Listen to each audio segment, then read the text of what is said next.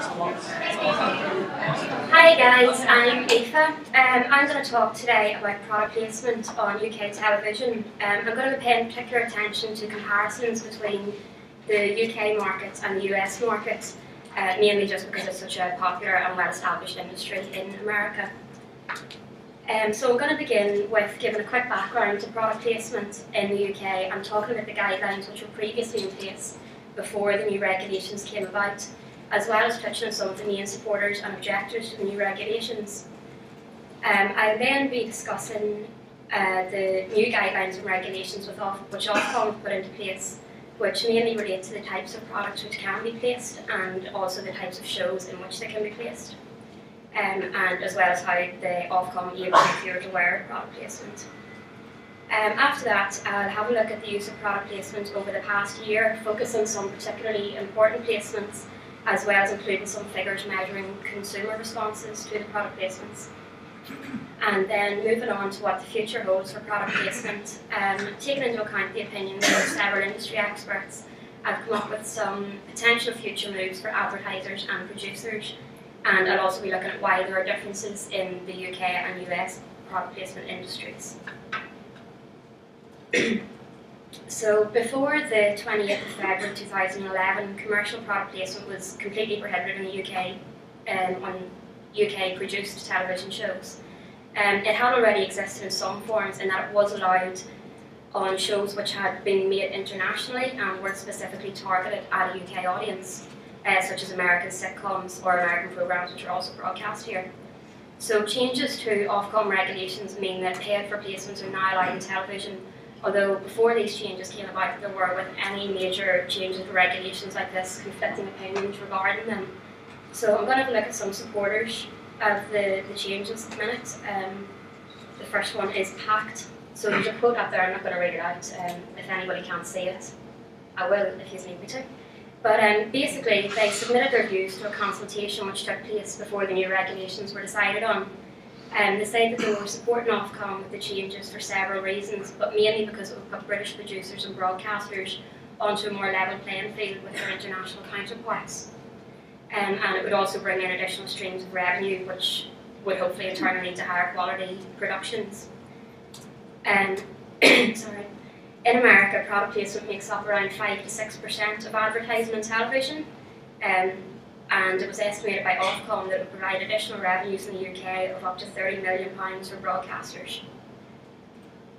So another supporter was the UK Film Council. They agreed with the extra income resulting from product placements that it would be beneficial to producers, as it was already allowed in UK films, so they had obviously seen the benefits of it and they thought that it would obviously help with broadcasters and television.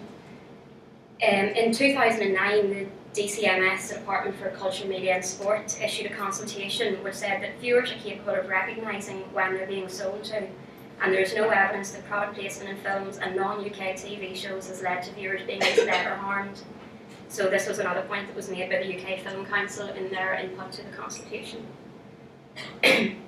So as I said, there has been some criticism.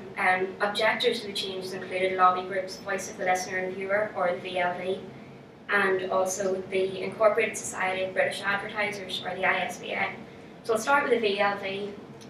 They issued a press release in response to the consultation, which highlighted that their main issue with lift and ban product placement was that it was vital to what they called the health of the British television industry, and that there should be a clear distinction between advertising and programme content. They basically thought that paid for product placements would manipulate the viewers, and they didn't think that was on. The ISBA, they were obviously representing the views of advertisers and were worried that paid placements would replace prop placements, which are usually unpaid and have been allowed in the UK for a long time. They're only used if it's required for part of the set, so they're not actually being used specifically for advertising the brand or product. As well as this, they said that advertisers were paying a lot of money for their products to be featured in the shows, and so they would be expecting them to be placed as prominently as possible. So where the supporters were saying that the added revenue would increase the quality, the ISBA were sort of against that, saying that the quality might decline because advertisers were expecting their products to be placed more prominently. So during a time when the new regulations were put together, there was quite a lot of speculation about what restrictions will be put into place and what effects it would have on both the programmes themselves and also the viewers. There were some concerns that UK television was about to change for the worse, and one of the most commonly drawn comparisons, as I said before, was with American television. And it was possibly due to the increased availability of American shows, first of all via digital TV, as well as those that are now broadcast on terrestrial UK channels. But in my opinion, one of the most recognisable product placements in US television are the Coca-Cola glasses featured on American Idol. They're massive, they're so big. But the American Idol last year racked up a massive 577 commercial placements over just 39 shows. So this is a chart taken from the Nielsen website, which shows the top 10 US shows for product placement appearances. So as you can see, the Biggest Loser follows closely with 533 placements, which I think was over 34 shows last year. So what I also found quite interesting about this actually was that out of all the programmes on the list, only one of them isn't a reality show or some sort of a talent competition. So I think that could also become a trend in the UK. So it is something to watch out for maybe next year whenever they've actually released figures about it. The Daily Mail reported in January 2011 that British TV was about to be transformed and that our viewing would never be the same. But even as ridiculous as this sounds, if we look at some television shows that I've just mentioned there and the ways in which they use product placement, you can see why people would automatically think of the bad side of product placement. So, the new regulations. On February 28th, 2011, the ban on product placement on UK television shows was officially lifted. However, there are still regulations in place, which I'm just going to discuss briefly. As already mentioned, product placement has been allowed in UK television programmes which were produced internationally and not specifically targeted at UK audiences. However, in order to regulate product placement on UK TV, Ofcom compiled some fairly strict rules that are based around three main areas. Those are the restrictions on the types of products that can be placed, restrictions on the types of programmes in which products can be placed, and limits on the way in which products can be seen and referred to in programmes. So you can see here a list of products which can't be commercially placed. So there's tobacco, food or drinks which are high in fat, salt or sugar, baby milk, alcohol, medicines, gambling and any product which can't be advertised on television, which includes guns or other weapons. So there's also there the list of programmes in which products can't be placed, which are children's programmes, news programmes, and UK-produced current affairs, consumer affairs, and religious programmes. So it is allowed to be shown in films, including dramas and documentaries, TV series, including soaps, and entertainment shows and sports programmes. So to limit the way in which products can be seen in programmes, Ofcom has stated that product placement must not impair broadcasters' editorial independence and must always be editorially justified. So basically it means that programmes can't be created to promote a specific product, or storylines can't be distorted to focus on the product. And also, in order to keep product placement transparent, Ofcom designed a logo, which is this little P at the bottom of my slides. I don't know if people at the back can see it, but it's there. So it must be shown at the beginning and end of shows which feature product placement, as well as after any ad breaks in the show. So when people see this logo, the idea is that they'll be aware that there's potential advertising in the programme. The first product placement was on ITV, which was almost inevitable given that they were at the forefront of the supporters for the new regulations. It was a Nescafe coffee machine featured on This Morning on 28th of February last year, which was also the first day that product placement actually came into play on UK television. ITV were reported to have been paid £100,000 for the placement, which lasted 3 months, and although there was speculation that the host would use the machine to make coffee for the guests, it actually ended up just sitting in the background during the cooking section, So you can see it here with a big red circle around it, otherwise you probably couldn't see it because I didn't notice it to start with. So despite much of the speculation beforehand being negative, it so far hasn't really turned out to be quite the disaster that people thought, and there were actually less than 20 product placements in the first year. So according to Gary Knight, who was the commercial content director at ITV, there's a lack of evidence that product placement generates a return on investment, meaning that advertisers have been apprehensive to trial it.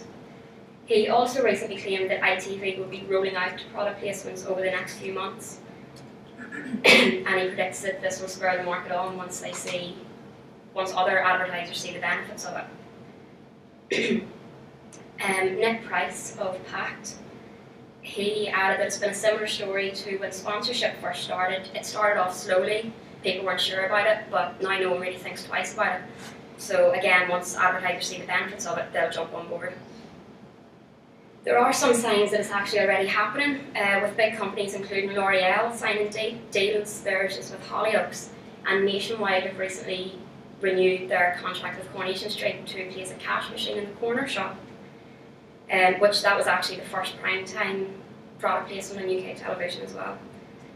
Microsoft also have recently said that they would consider product placement on the UK TV in the future, and they trialled it last year with Kinect for Xbox, and have said that they would now consider it with some of their actual computers.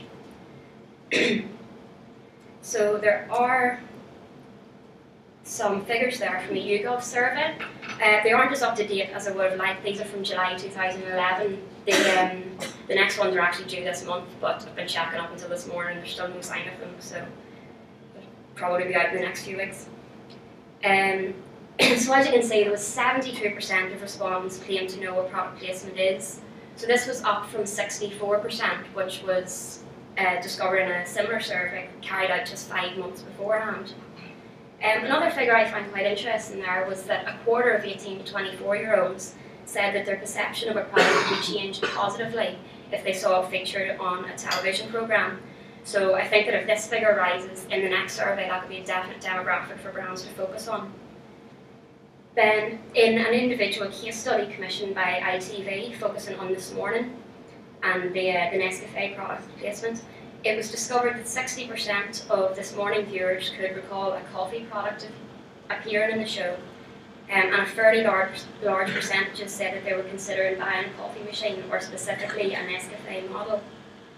Nationwide actually also received positive feedback on their Coronation Street placement, with 7 out of 10 viewers being able to recall the brand being featured on the programme, and 90% said they thought it was an appropriate fit and it seemed natural. So, looking at the figures that we saw earlier, I mentioned that the vast majority of US shows, with the most product placement were reality shows and talent competitions. As I said, I can see this becoming a trend in the UK as well, particularly with this summer, the new season of Big Brother coming up, and Celebrity Big Brother last year featured some branded kitchen appliances, although there wasn't a cash exchange for them, so it was technically more of a prop than a placement, but there's, in my opinion, still potential for it in this year's series. I also think it's possible that reality shows such as Made in Chelsea and The Only Way is Essex will begin using product placement. The Only Way is Essex is currently sponsored by PlayStation and Summers, so we might see their products begin to make appearances in the shows over the next while. When it comes to reality shows like this, product placement can often feel more natural than if it's scripted into a fully fictional show, because these shows are supposed to be someone's everyday life.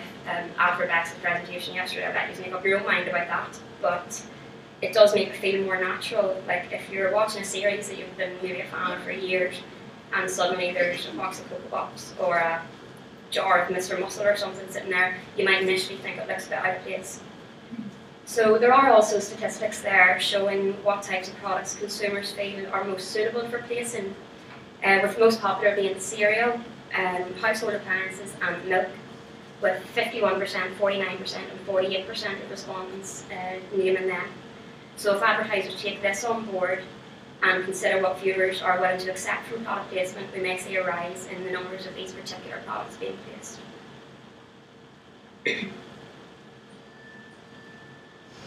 So when it comes down to it, product placement is basically advertising, and what I found to be the main cause of the different tactics used by UK and US advertisers was their cultures.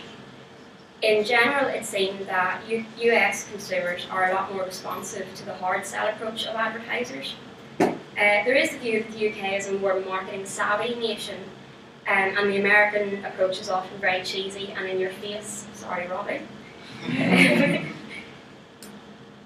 But considering that the US market has been exposed to product placement and also advertising for such a long time, there is the possibility that they have just become desensitised to it.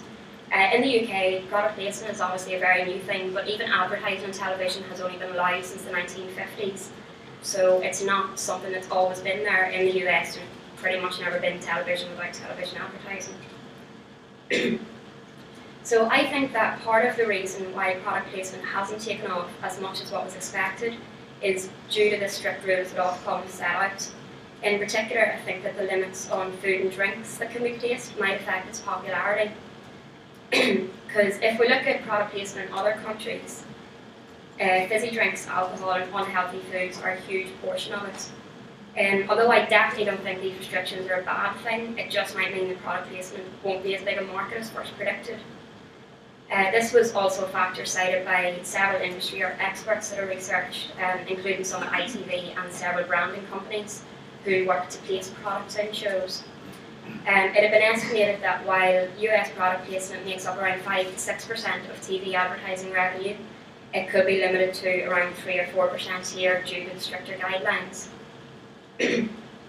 There has been speculation that the restrictions might be relaxed in the future, but not everyone seems to be in agreement with this, and I personally think it's a bit soon to be thinking about changes that when the new regulations only came into play a year ago. So.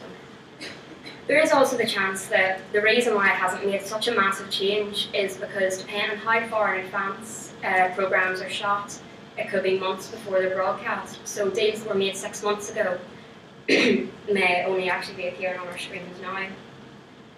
So overall, it is quite difficult to speculate about what exactly lies ahead for product placement, but I think that when using it, brands should consider the history of television advertising. Because it wasn't always allowed on UK television, it's kind of gone down the same route and through the same scrutiny as product placement. And when adverts first actually appeared on TV in the UK, they were mainly made by people with American advertising experience, just because the British didn't really know how to do them. So it turned out, as I mentioned earlier, that the US hard sell approach didn't really work with UK viewers, and in the end had to be toned down.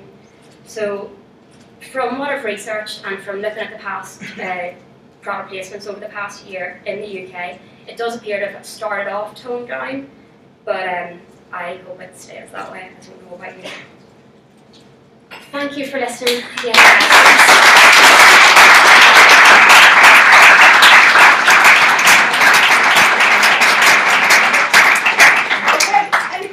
Danny? Yeah, this might sound a little bit backwards, but do you think there's shows out there that are just simply a bunch of companies forming together to market their products together? Like, say for example, The Only Way is Essex, you've got Sugar Hut, you've got Amy Child's Salon and all them sort of things. Yeah. Do you think that they've all sort of joined together and said, oh, instead of advertising elsewhere, we'll just create a TV show? So Danny's question is, do you think you get a sort of tail wagging the dog effect where instead of creatives creating a product or even advertising people creating a product that we can watch on television instead? So the sort of E-Man effect, which I'll call after Danny.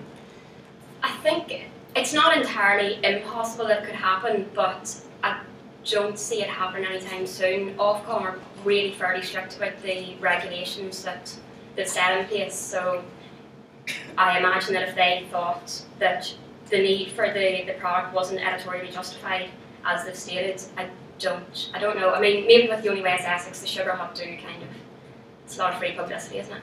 But I mean, I don't really know how that works. Do you know what I mean? But I don't see it happening immediately in the UK anyway. I think it's this question. You mentioned like quite big companies like Nationwide and L'Oreal advertising. Do you think that we need to know who the brands are beforehand in order for it to work, or do you think that smaller brands may not be that well known can benefit from it? That's a really good question. So Deb's question, just for those of you at the back who won't be able to hear it, is does this just work for larger brands, things like Nationwide, things like Coca-Cola, where we've got instant brand recognition? Is it harder for smaller brands? Could my corner shop be, for instance, a product that was placed on a programme? I imagine that with long-term product placements, the brand, even if it is a smaller brand, might become well known. I mean, if it's a show that something like Coronation Street or a soap that's on regularly and people watch regularly, I would think that they would notice if something occurred over and over and over again. With the Nationwide survey that they carried out showing that 70% of people remembered it. Maybe not 70% remember a brand that they didn't know to begin with, but after a few months they might do. So there is potential for smaller brands, I think. Last question, Tom. What are the rules on like posters and flyers? So if you're doing flyers and there's posters for gigs or flyers around their bar, something like that. As far as I know, they are used as props. So they're not paid for, but they're provided. Well, obviously posters are going to be provided free, but it's the same with any prop that's used in a show, as it's provided for free usually.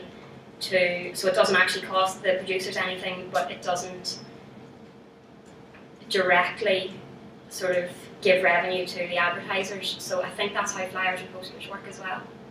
Okay, thank you very much. Well done.